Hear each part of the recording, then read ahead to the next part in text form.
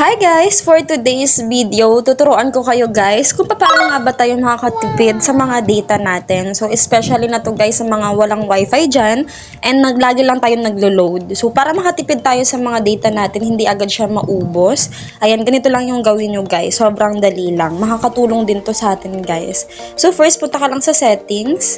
And hanapin mo tong may mobile network. Or sa akin kasi guys, meron ditong more connection. So dito ko siya makikita. So kayo guys, hanapin nyo lang tong ayan, data saver. So hanapin mo lang yan guys kung saan siya nakalagay sa settings mo.